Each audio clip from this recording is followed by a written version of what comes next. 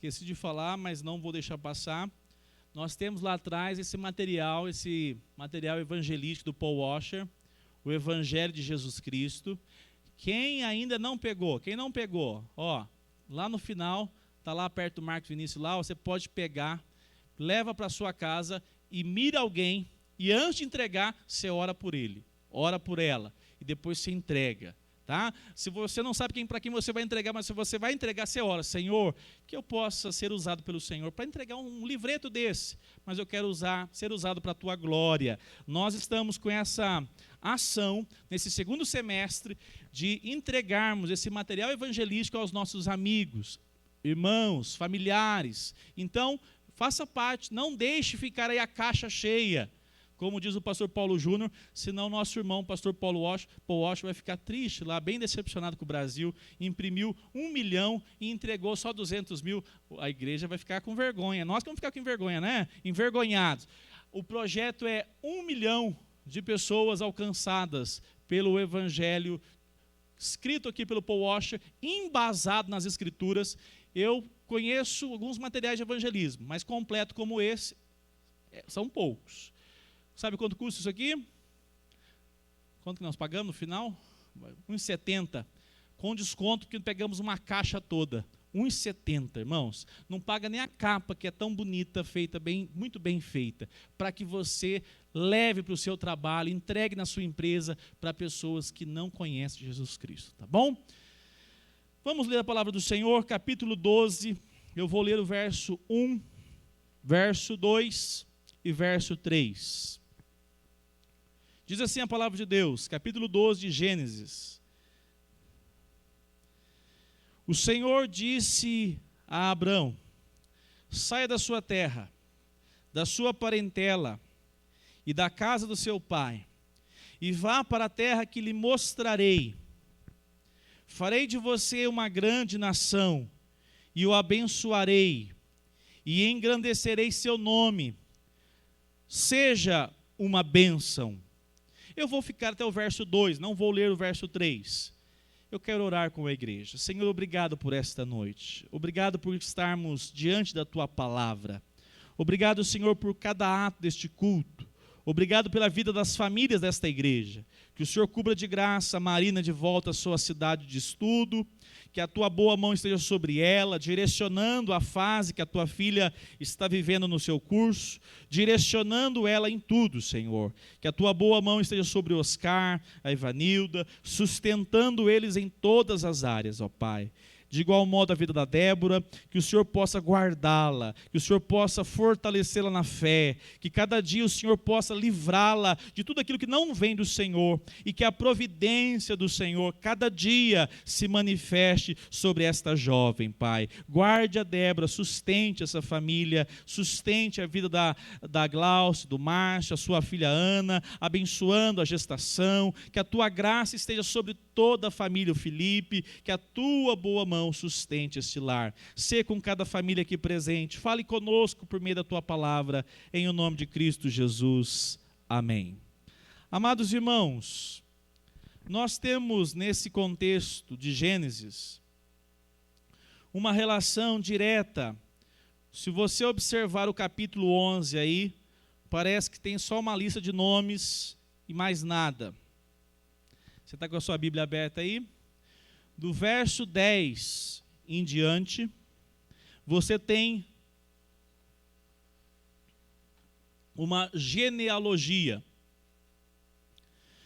Nós estudamos no último domingo que falamos sobre Gênesis, que a Torre de Babel foi construída com a intenção do homem se tornar célebre.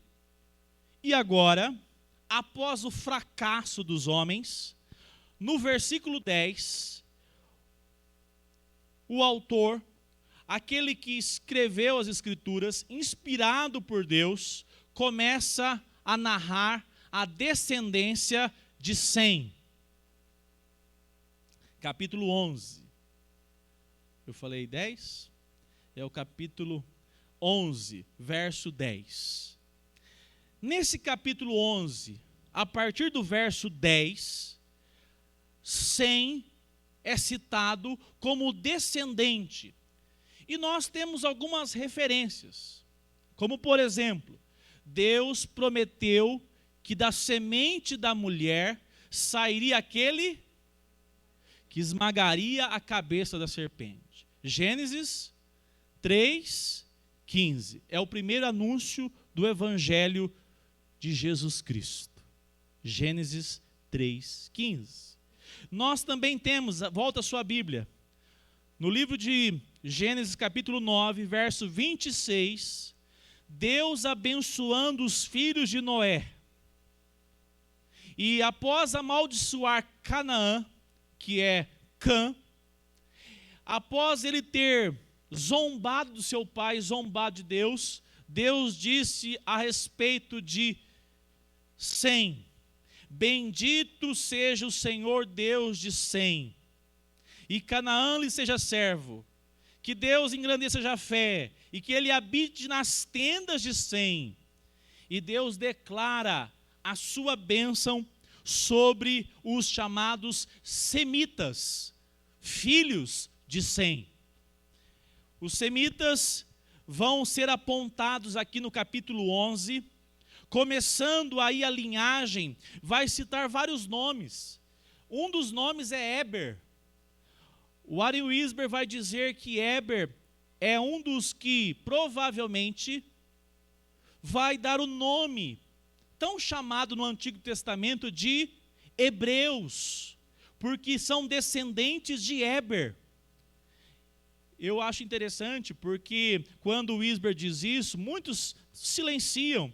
É uma explicação bem razoável da terminologia hebreus.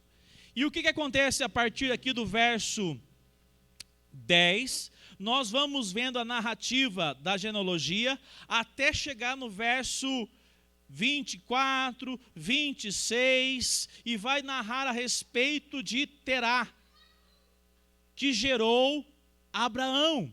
E agora, daqui para frente, eu vou só citar o nome Abraão, porque esse nome é o nome mais famoso, porque o nome original dele era o quê?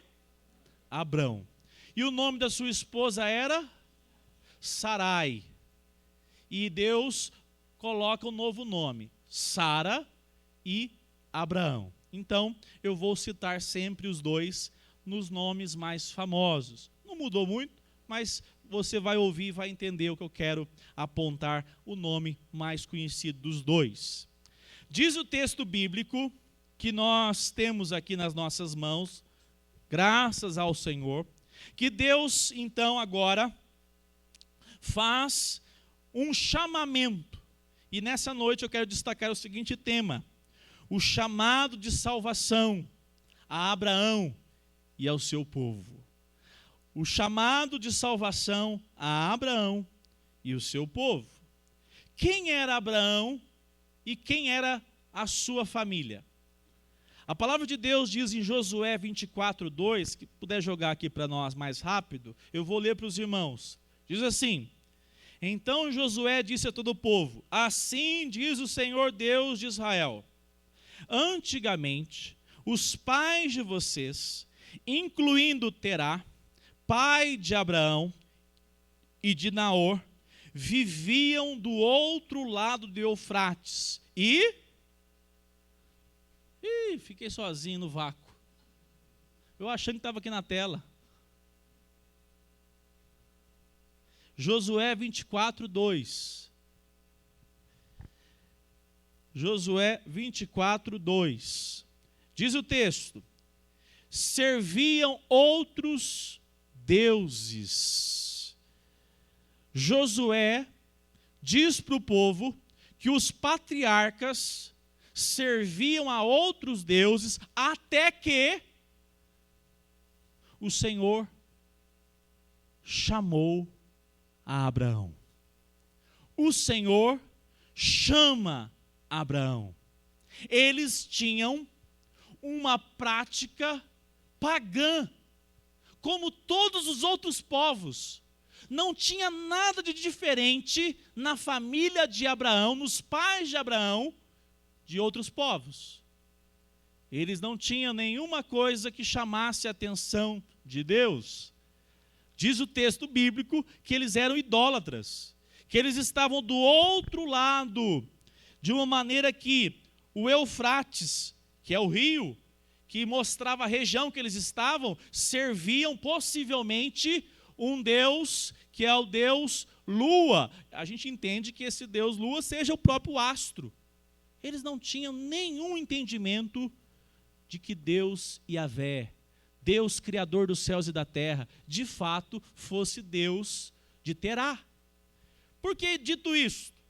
Porque quando nós vemos o que aconteceu após Gênesis 3, você percebe a humanidade, de uma maneira geral, cada vez mais se embaralhando com o pecado, chegando no ponto de Deus mandar um dilúvio para destruir todas as nações nas regiões mais distantes. Diz o texto que Deus fez isso por causa da desobediência, por causa da iniquidade espalhada sobre a terra.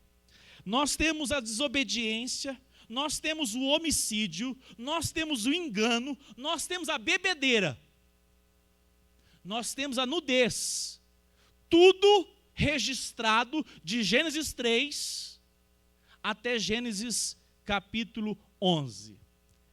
Essa é a imagem, esse é o retrato do ser humano diante de Deus.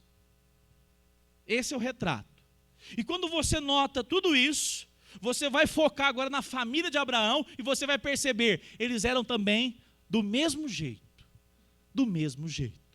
Não temiam a Deus. Não produziam nada que pudesse de fato chamar a atenção de Deus. Mas, diferente do que de repente se você fosse Deus ou eu, Deus não destruiu todos. Deus não mandou depois da inundação do dilúvio, após o homem sobreviver e poder contar, nós sobrevivemos porque os nossos pais foram protegidos por Deus, o homem fez o quê? Construiu a Torre de Babel. Construiu e disse assim, nós somos autônomos. E quanto mais nós formos autônomos, melhor. Foi ali que Deus deu a ordem, que eles ficaram confusos. Começaram a falar em línguas que um não entendia o outro, e ali acontece a dispersão. E o nome Babel, essa relação de Babel, tem um sentido também de envergonhar o homem. Aquilo que era projeto humano, cai por terra diante do projeto superior e soberano de Deus. Agora nós estamos aqui nesse contexto, capítulo 12, e acontece aqui um chamado. Eu quero que você leia comigo o verso 1 do capítulo 12. Vamos lá bem forte. 12, 1. Vamos lá juntos.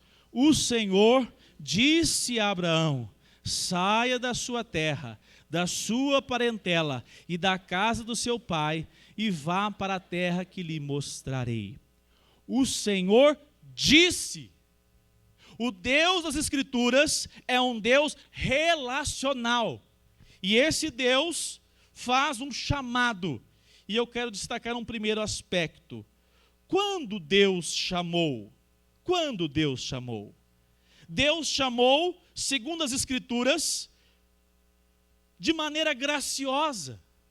A palavra de Deus diz em Efésios 2:8, porque pela graça vocês, mediante as obras de vocês, é assim? Mediante a fé, e isso não vem de vocês, de vós, mas é dom. É assim que Deus agora chamou Abraão, esse homem tão fervoroso em fé, foi chamado pela graça de Deus. Lá em 2 Tessalonicenses capítulo 2, verso 13 e 14, diz assim a palavra de Deus: mas devemos sempre dar graças a Deus por vocês, irmãos amados pelo Senhor, porque Deus os escolheu desde o princípio para a salvação. Deus os escolheu desde o princípio para a salvação, pela santificação do Espírito e fé na verdade. Versículo 14. Foi para isso que também Deus os chamou mediante o nosso Evangelho, para que vocês alcancem a glória de nosso Senhor Jesus Cristo. Amém. Qual é a maneira que Deus chama? Quando Deus chamou? Quando nós estávamos mortos em nossos delitos e pecados. Não foi diferente com Abraão. Deus não salvou Abraão porque viu que um dia ele se arrependeria, porque um dia ele viu que Abraão produziria coisas boas pela fé, e por isso, antevendo, Deus salvou. Não! Não é isso que a Bíblia ensina. A Bíblia aponta que Deus nos escolheu. Paulo está escrevendo à igreja da Tessalônica. Deus escolheu desde o princípio.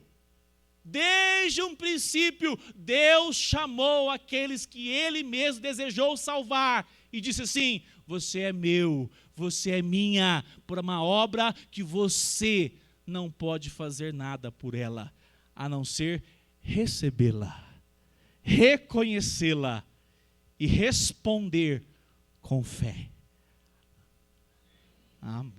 Amém. Deus chamou Abraão em meio à idolatria. Deus chamou Abraão em meio a todas as manifestações de prisão aos valores da época.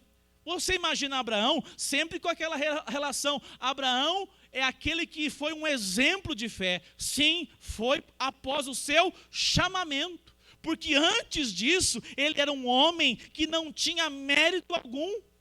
A palavra de Deus nos mostra que Abraão, então agora, conhece Deus, porque Deus o chamou. Deus chama Abraão de Ur dos Caldeus. E eu quero que você volte a sua Bíblia aí, no capítulo 11.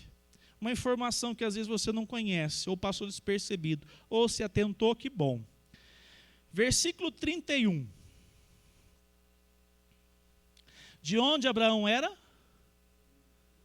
Ur. Olha o que diz o verso 31. Quem é Terá? Pai de Abraão. Tomou Abraão, seu filho, e Ló. Quem é Ló? Ló é sobrinho de Abraão. Ló é filho do irmão morto, chamado Harã. Esse irmão que já havia falecido. Abraão só tinha agora um irmão vivo, chamado Naor. Era Abraão, Naor e Harã. Um dos filhos morre. O sobrinho, que é Ló, é criado por Terá e depois por Abraão. E diz o verso 31, Terá tomou Abraão, seu filho, e Ló, filho de Harã, filho de seu filho, e Sarai, sua nora, mulher de seu filho, Abraão, e saiu com eles, olha só, saiu com eles de Ur. Diz o texto que Abraão sai com o seu pai de Ur. Não diz que Naor, que é o outro irmão, acompanha. Muito provavelmente, os estudiosos vão dizer, o Isber vai dizer que Abraão contou a respeito do chamado que recebeu de Deus. E o pai acompanha. Segundo o relato que o filho teve uma experiência de chamado de Deus, acompanha. E é interessante, porque diz o texto, verso 31, o que eles fazem? Eles saiu com eles de Ur dos Caldeus para ir à terra de Canaã. E diz o texto, foram até Harã.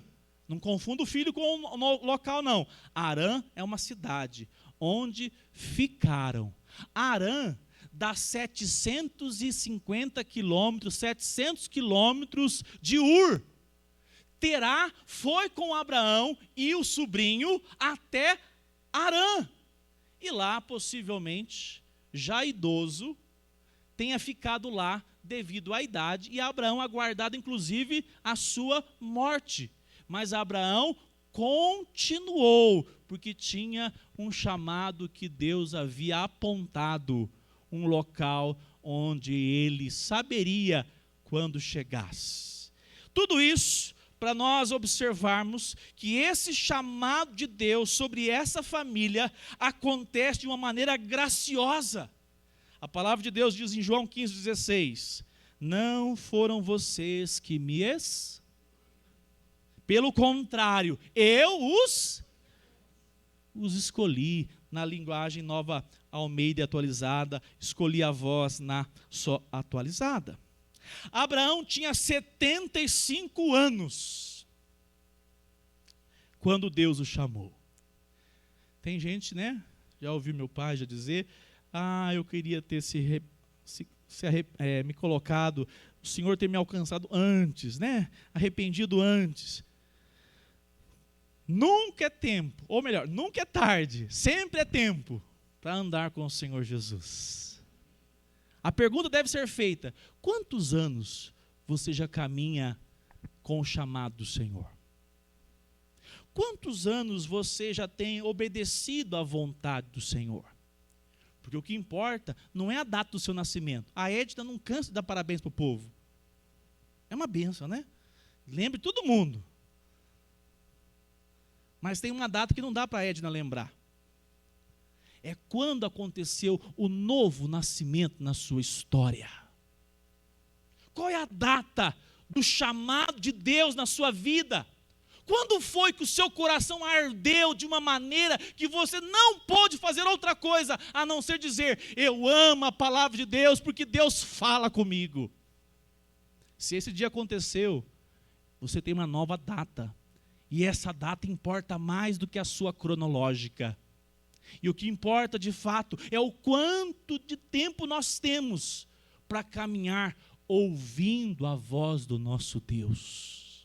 Diz o texto bíblico que Abraão teve mais 100 anos. 100 anos ouvindo a voz de Deus. Lá em Gênesis 25 diz que ele morreu com 175 anos. 75 mais 100, 175 anos ouvindo Deus falar, obedecendo, caminhando, inclusive dando alguns tropeços, mas ouvindo, se arrependendo e caminhando com o Senhor. A palavra de Deus nos apresenta que hoje nós podemos aprender com a experiência desse homem que andou pela fé, de uma maneira que a vida que ele teve não foi perfeita, porque perfeito é Cristo, o nosso modelo é Cristo, mas nós podemos aplicar algo que ele vivenciou que agrada ao Senhor. A palavra de Deus nos apresenta que Deus chama Abraão e com 75 anos, Deus apresenta um projeto para ele. Qual o projeto? Deus disse a Abraão: sai do meio da sua parentela. Farei de você uma grande nação. E aí a hora que se eu fosse Abraão, olharia para mim mesmo, olharia para Deus e diria: mas entre tantos, melhor do que eu, o Senhor me chamou? Entre tantos que já têm tantos filhos, o Senhor chama um marido, um casal que não tem filhos e que é estéril. E a palavra de Deus nos apresenta que essa relação agora começa a demonstrar a grandeza do Deus de Abraão. E a palavra de Deus nos apresenta que esse casal nada promissor nesse projeto, é o escolhido por Deus. A palavra de Deus em Isaías 51:2 diz assim, Isaías 51:2 na tela aqui para você acompanhar: olhem para Abraão seu pai e para Sara, que os deu à luz, porque Abraão era um só, quando eu chamei, 75 anos, o abençoei e o multipliquei. Esse é o Deus que chamou, esse é o Deus que chama. E a palavra de Deus nos apresenta por que Deus chama assim. Tem esperança para você. Por isso você tem que cantar com alegria. Paulo explica isso lá em 1 Coríntios, capítulo 1, verso 26 ao 31. Diz assim, 1 Coríntios 1, 26 a 31. Se você tem a sua Bíblia aí, você pode abrir. 1 Coríntios 1, 26 a 31. Diz assim, irmãos, considerem a vocação de vocês. Não foram chamados muitos sábios segundo a carne, nem muitos poderosos, nem muitos nobres de nascimento. Pelo contrário, Deus escolheu as coisas loucas do mundo para envergonhar os sábios, e escolheu as coisas fracas do mundo para envergonhar as fortes. E Deus escolheu as coisas humildes do mundo, e as desprezadas, e aquelas que não são, para reduzir a nada as que são, a fim de que ninguém se glorie na presença de Deus. Mas vocês são dele, em Cristo Jesus, o qual se tornou para nós, da parte de Deus, sabedoria, justiça, santificação e redenção, para que, como está escrito, aquele que se gloria, glorie-se no... Aleluia! Deus não chama os fortes, Deus não chama os meritórios, Deus chama, segundo a sua graça, aqueles que são considerados simples, fracos, frágeis. E a palavra de Deus nos apresenta, Deus chamou Abraão, depois que os homens trocaram a glória de Deus pelos seus ídolos. A narrativa de Gênesis capítulo 3 até o verso, ou melhor, capítulo 11, vai narrar a história da queda, vai narrar a respeito dos aspectos de destruição da humanidade. Do capítulo 11 até o final do livro de Gênesis, vai tratar sobre 4 homens: Abraão, Isaac, Jacó e José. Deus vai tratar do capítulo 11 em diante a respeito de um novo povo, chamado de onde? Das trevas, chamado da cegueira espiritual, chamado da perdição, para agora compor uma nova nação que Deus está inaugurando por meio de Abraão. A palavra de Deus diz assim, que esse povo que rejeitou Deus, era consciente da rejeição a Deus. Ou você acha que as pessoas hoje em dia não são conscientes? São ou não são? São. Você quer ver a base bíblica? Abre a sua Bíblia em Romanos capítulo 1. Todo mundo, você está com a sua Bíblia? Abre ela aí, capítulo 1.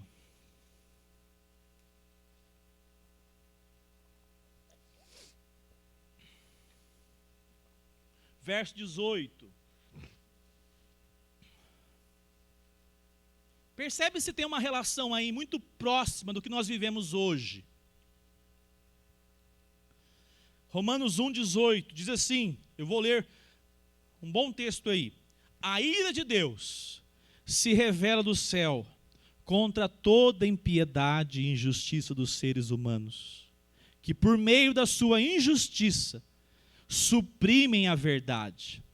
Pois o que se pode conhecer a respeito de Deus é manifesto entre eles, porque Deus lhes manifestou.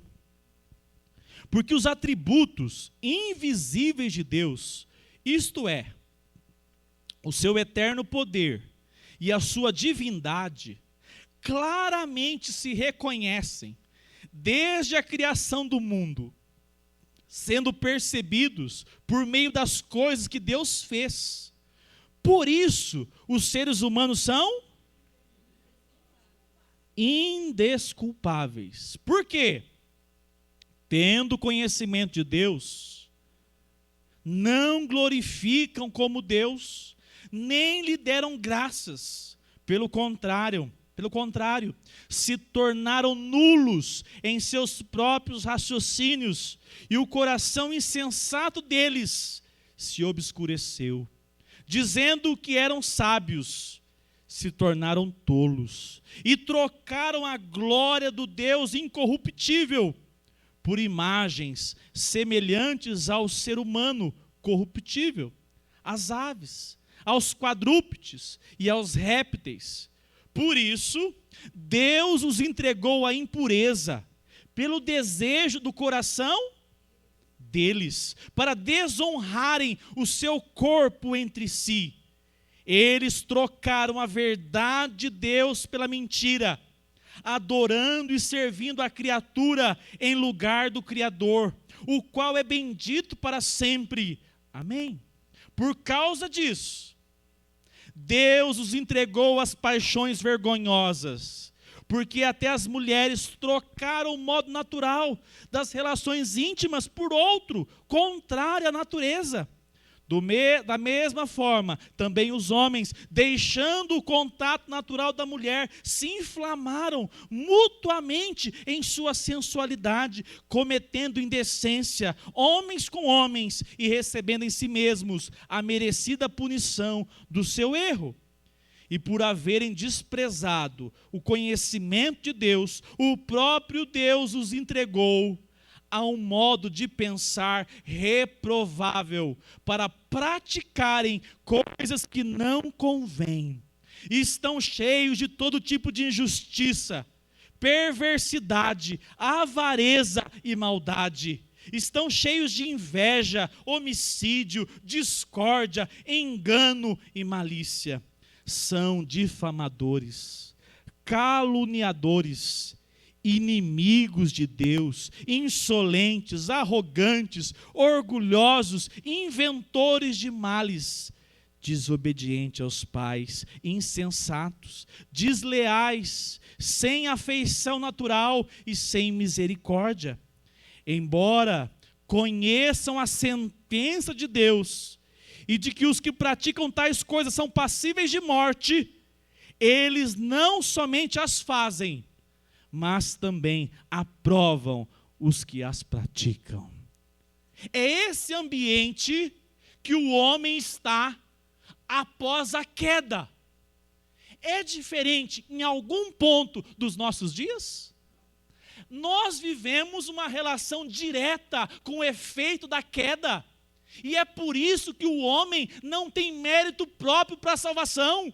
Não é por causa daquilo que ele produziu, que ele foi alcançado. Pelo contrário, ele estava totalmente entregue à idolatria, à imoralidade, a todos os valores carnais, humanos e malignos do nosso coração. O Warren Wiersbe diz o seguinte: a idolatria levou a imoralidade à indecência. E não demorou muito para que o mundo gentil estivesse tão corrompido que Deus teve de abrir mão dele. Interessante isso. Romanos 1:24 diz: por isso, Deus os entregou. Eles queriam. O nosso coração sem Cristo deseja o mal. O nosso coração pós-queda deseja se inclinar somente para os nossos prazeres distantes de Deus, pelos desejos do coração deles, para desonrarem o seu corpo entre si. Um gancho aqui, um parêntese. Existem muitos movimentos hoje, inclusive feminismo, que apontam o ser humano, mas não o ser humano, o homem, como o problema. Diga para eles, o problema não é o homem, o macho. O problema não é a mulher, a fêmea. O problema não é o patriarcado. O problema é o pecado no coração do homem e da mulher. O problema está naquilo que está instalado lá dentro do homem, que somente o Evangelho, Cristo Jesus, pode fazer um chamado para viver uma nova história. Aí você para de brigar com os homens, tá? Você pode casar. Porque tem uma turma que está até... então, se o problema é um macho, como que eu vou fazer? Não pode casar. Misericórdia. Deus quer que você, o seu casamento, seja transformado à luz do Evangelho de Cristo Jesus. Não casa achando que ele é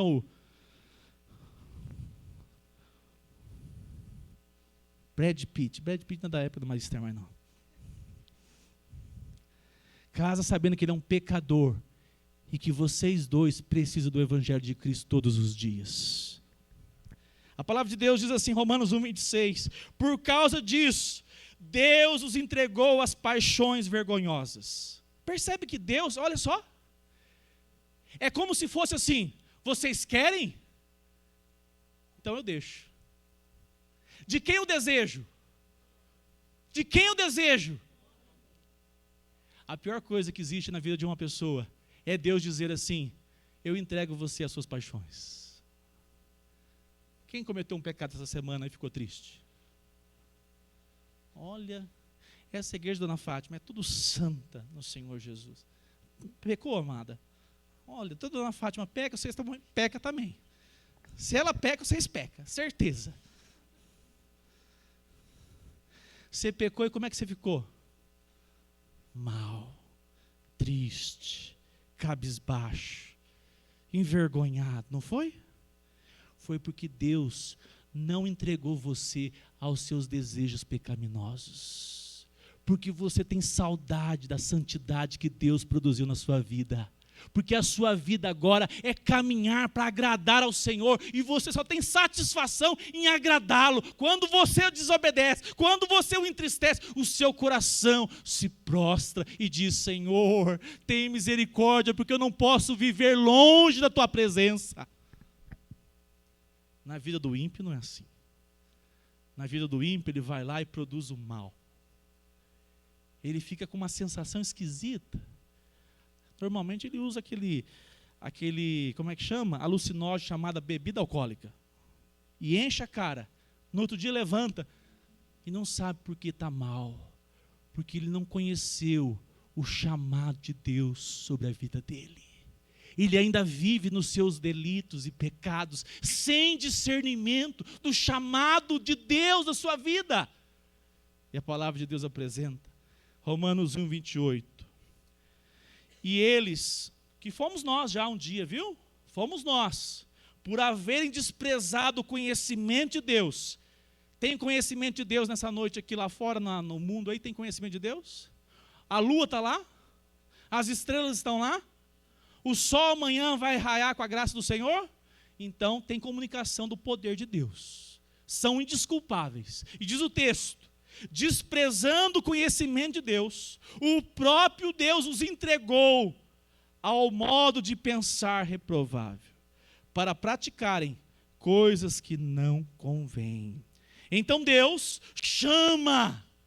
Esse é o Deus que nós podemos dizer, louvado seja o teu nome. Deus chamou não um homem pronto, Deus chamou um miserável pecador, Deus chamou um homem idólatra, Deus chamou um homem que não tinha nenhuma referência, para fazer dele um homem que responderá pela fé a partir desse chamado. Como Deus chamou? Deus chamou de uma maneira que nós não temos muitos detalhes. Em Atos 7:2, diz assim Estevão, irmãos e pais, escutem, o Deus da glória apareceu a Abraão, nosso pai, quando ele estava na Mesopotâmia, antes de morar em Harã. Deus apareceu. Deus utilizou de meios extraordinários para chamar Abraão. A Bíblia em Gênesis narra 7 vezes Deus aparecendo para Abraão. Mas Deus utiliza da sua palavra para chamar o seu povo. Esse contexto todo da Bíblia é um contexto onde estava sendo formado o que nós chamamos de cânon, as Escrituras. Por isso Deus falava e se revelava de maneira ainda extraordinária. Como é que Deus fez aqui? Nós não temos detalhes. Mas Deus falou com, por exemplo, Abraão, nos carvalhais de Manre, e lá tinha figuras humanas, né? Uma coisa impressionante, uma teofania. Deus falava com o seu povo de uma maneira especial. Deus se revelava ao seu povo de uma maneira especial. Mas olha só que interessante. O mesmo Deus que agora teve um encontro com Abraão, se revela ao seu povo e chega até nós. Em 1 Tessalonicenses, capítulo 1, verso 9 e 10, diz assim, 1 Tessalonicenses, capítulo 1, verso 9 e verso 10.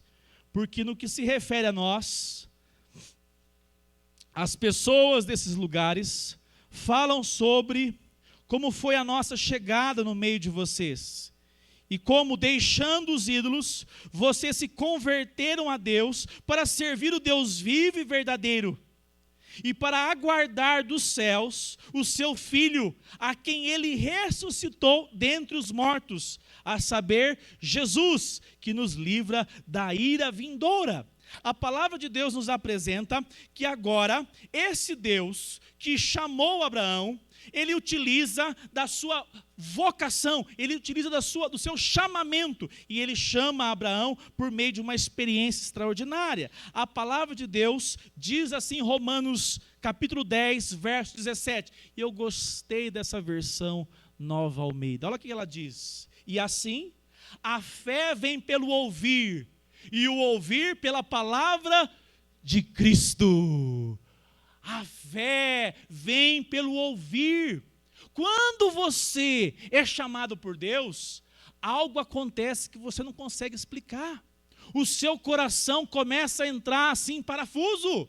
E diz a palavra de Deus que é por meio da palavra de Cristo Jesus. Aconteceu isso na sua vida? Você tem um adolescente na sua casa? Tem um marido que ainda não está firme? Chama ele para a igreja. Coloca boas pregações lá. Comece a incentivar a leitura da palavra. Porque é a palavra de Cristo que marcará um encontro na vida dele. E o dia que esse encontro acontecer, ele não poderá resistir. Porque o chamado do Senhor é eficaz. A palavra de Deus diz que por meio desse chamado, Abraão agora tem que tomar uma posição. Deixar a parentela. Deixar a parentela pode ser que deixou até os gados lá, irmão Luiz. As ovelhas. Deixar a parentela pode ser que deixou o melhor negócio que tinha na época. Vai saber se ele não tinha uma pizzaria, Rogério? Não sei. Uma empresa de TI? Não sei, Luciano. Deus falou assim: sai do meio dessa sua gente. Olha que coisa. Eu vi uma frase hoje que é assim: tem pessoas que dizem que morreria por Cristo, mas não conseguem acordar para vir na escola bíblica dominical. Eu falei assim: olha, interessante essa frase. Quanto te custou o chamado? É uma boa pergunta para você refletir. O que você pode dizer que você foi chamado por Deus para viver uma vida agora que agrada a Deus, porque essa palavra que você tem nas suas mãos chegou ao seu coração? Para Abraão, vai custar o conforto de toda a família, do território que ele estava tão acostumado, para sair caminhando no deserto, para sair em rumo à direção que Deus havia dado. E é importante nós pensarmos sobre isso. Quando Deus chama alguém, o primeiro aspecto para demonstrar de fato uma fé que responde é uma distância da vida que até então tinha.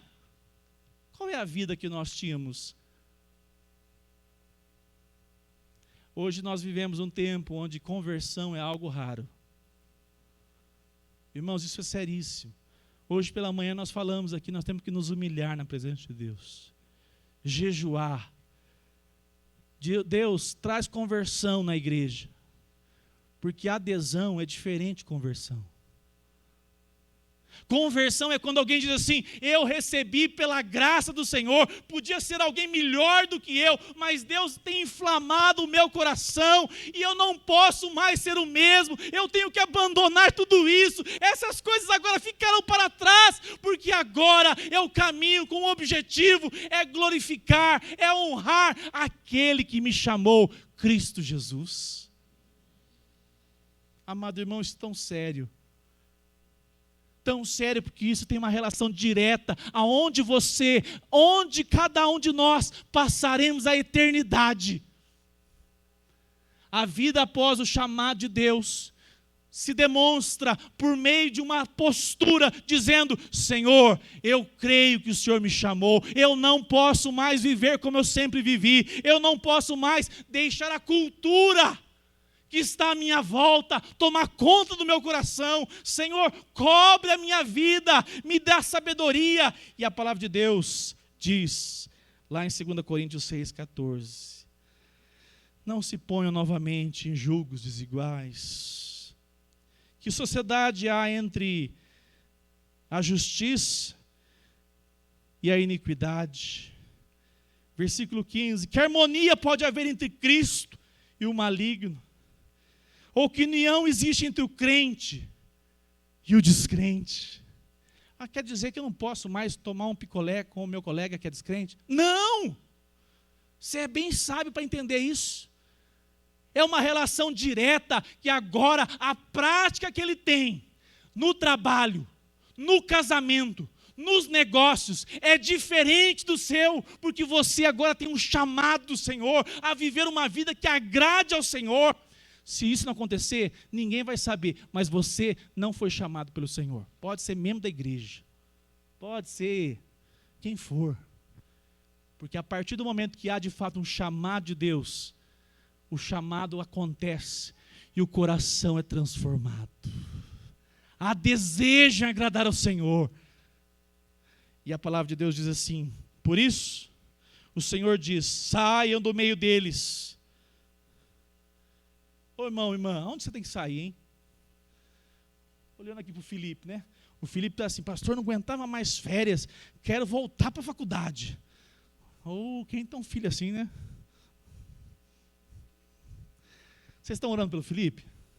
Ele está lá na batalha mais, como que a gente pode chamar, Gisele? Batalha mais sangrenta que o Brasil tem no momento. A universidade, sobretudo pública. Onde as ideologias querem arrastar as pessoas dizendo: o problema é o sistema. O problema não é o coração do homem. O problema é o sistema. É o capitalismo, é o socialismo, é o feminismo, é o machismo, é o patriarcado, mas não dizem que é o pecado. A palavra de Deus nos apresenta: saiam do meio deles, separem-se deles. Se tem uma igreja que agora tem ouvido falar em evangelismo, é a Semear. Não é para você virar as costas para uma pessoa que não conhece Jesus. É você dizer assim: meu amigo, deixa eu te falar uma coisa. Minha vida foi transformada por Cristo Jesus. Eu não pratico isso não. Já pratiquei já. Mas só me trouxe angústia. Até que eu recebi o verdadeiro motivo da minha existência. O chamado de Cristo Jesus. A palavra de Deus diz: separe-se, não toque em coisa impura, e eu os receberei, serei o pai de vocês, e vocês serão os meus filhos e as minhas filhas, diz o Senhor Todo-Poderoso. A palavra de Deus nos apresenta então: portanto, meus amados, 2 Coríntios 7:1, quem tem esse chamado tem a promessa, é o que diz o texto. Portanto, meus amados, tendo tais promessas, que promessas? Que vocês foram chamados para seguir Jesus Cristo. Você não foi chamado para viver segundo o sistema desse mundo. Purifiquemo-nos de toda impureza, tanto da carne como do espírito, aperfeiçoando a nossa santidade. Esse chamado do Senhor em nossos dias é o meio que Deus utiliza agora como testemunho. Deus, se alguém dizer assim: Deus se revelou na minha casa essa semana, Ele apareceu numa imagem, eu falei assim: está muito bem não. O irmão está passando alguma coisa emocional muito forte aí. Deus agora fala por meio da sua palavra, e Deus fala por meio da sua igreja. A igreja agora testemunha na faculdade, no namoro, no casamento, na criação dos filhos, que nós pertencemos à cultura dos céus, e que o Cristo que nos salvou agora é o modelo para as nossas vidas. Lá em Atos 1:8, levantou um homem chamado Pedro, no meio do povo, e disse assim para eles: aquele que vocês crucificaram, Cristo Jesus, é o Salvador. Porque Jesus disse assim: vocês receberão poder para serem as minhas testemunhas. E Cristo anunciou que Cristo, crucificado, era o que poderia salvar aquela geração perdida. E o que aconteceu? Milhares se arrependeram a Cristo Jesus. A mensagem que transforma não precisa ser embalada num papel de presente do século 21. A mensagem de salvação é Cristo crucificado, Senhor das nossas vidas, para alcançar o pecador. Há pouco tempo atrás, estamos aí já com ele, já está quase virando diácono já o Lucas, se ele estiver ouvindo lá na PRF. Agora a gente pode contar, já conhece bastante dele. Manda uma mensagem: pastor, qual que é o dia do culto? Eu falei: tal hora. Depois de algumas semanas, lá na minha casa, ele disse assim: primeiro dia que eu entrei numa igreja evangélica, eu fiquei bem perdido, viu, pastor? Foi mais perdido no nosso meio, está vendo? Acho que não quer só o reteté que deixa o povo perdido, divino? Nada contra, pelo contrário, só a favor. Mas era a primeira vez que eu entrava numa igreja. E eu só entrei porque Jesus falou comigo, estudando as Escrituras na minha casa. Deus é o Deus que chama nos nossos dias, não tem local, não tem posição, não tem época. Deus chama aqueles que Ele deseja, porque desde o princípio Ele já desejou, e Ele estabelecerá salvação sobre aqueles que Ele mesmo escolheu. Eu quero terminar nessa noite dizendo: por que Deus chamou Abraão?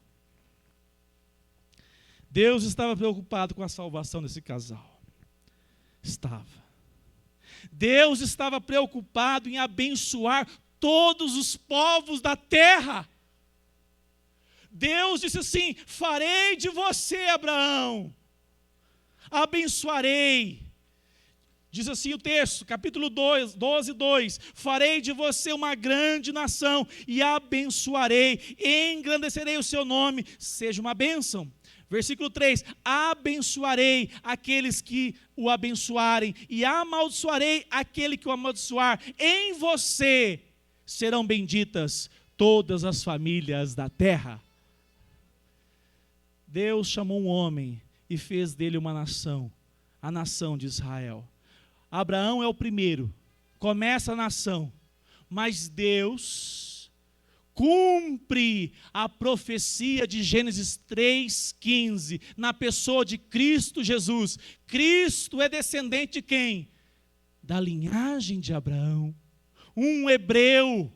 Ele nasce no povo de Israel, ele cumpre a profecia vindo do meio do povo. E a palavra de Deus diz assim, que Deus fez o seu povo, não somente os nascidos de sangue, que são filhos de Abraão, mas todos aqueles que, como Abraão, foram salvos, justificados pela fé, creram em Deus e justificados foram pela fé. A palavra de Deus diz assim, que Abraão não sabia para onde iria e obedeceu. Nem para onde, nem como, nem quando e nem porquê, mas respondeu por meio da fé, obediente ao Senhor Jesus. A palavra de Deus nos mostra que nós devemos fazer o mesmo. Nós somos agora o Israel de Deus em Cristo Jesus. As nações foram abençoadas, porque o evangelho não ficou somente para Jerusalém, para Israel, através dos confins da terra. A mensagem de Cristo Jesus chegou a todos os povos, chegou ao Brasil, chegou à América do Sul, América do Norte, à África, e hoje ainda falta povos, viu? Ronaldo Lidório deu informação, falta muitos povos ainda não alcançados. E essa mensagem de salvação é para todos os povos, e por causa disso, as famílias de todo o povo, de todo mundo, foram abençoadas em Cristo Jesus. Eu termino fazendo a seguinte pergunta reflexiva ao seu coração. Você recebeu o chamado do Senhor em sua vida? Você pode dizer: Senhor, obrigado, porque o Senhor me chamou para a salvação. Se o seu coração ainda está inquieto, diga ao Senhor: Senhor, trabalhe na minha vida. Eu não quero resistir ao teu chamado, trabalhe na minha vida. Eu pergunto a você, como saber se você de fato recebeu esse chamado a viver pela fé? A pergunta que deve ser feita é: você deseja viver hoje, em 2023, final de julho, com o objetivo de agradar a Deus? Esse é o objetivo da sua vida, agradar ao Senhor, ter prazer na presença de Deus. Você caminha com o coração preocupado em agradá-lo? Você já ouviu o chamado do Senhor e assumiu por meio do poder de Deus em sua vida uma mudança, assumindo um novo tempo, um novo lugar, um novo comportamento, uma nova prática individual, no casamento, na família?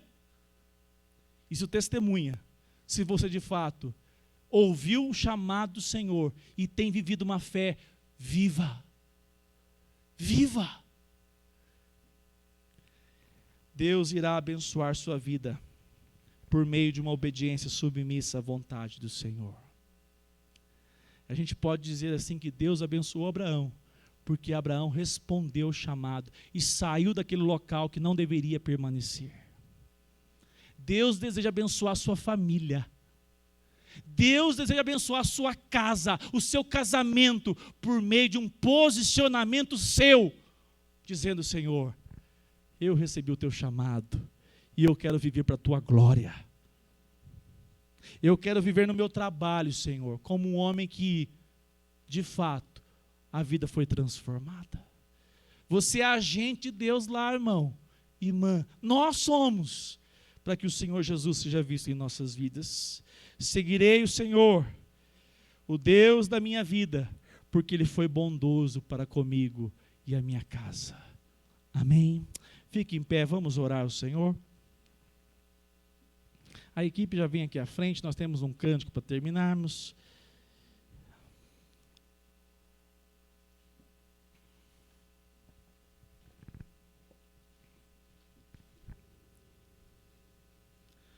Eu quero orar e eu quero convidá-los, meus irmãos. Hoje pela manhã, Deus falou muito ao meu coração a respeito da nossa vida de oração. Se tem uma área que nós temos negligenciado a nossa vida de oração, enquanto pessoas, indivíduo, enquanto família, eu quero convidá-lo a que você diga: Senhor, reaviva a alegria de te servir. Fortaleça meu coração, Senhor, que eu tenha prazer na caminhada contigo. Que o Senhor me dê forças e me liberte de toda a servidão que ainda a minha natureza carnal tenta me prender. Em Cristo Jesus, eu já fui transformado. Confesse ao Senhor, diga: Senhor, me dê vitórias sobre a ira, sobre os pensamentos maliciosos, sobre o egoísmo,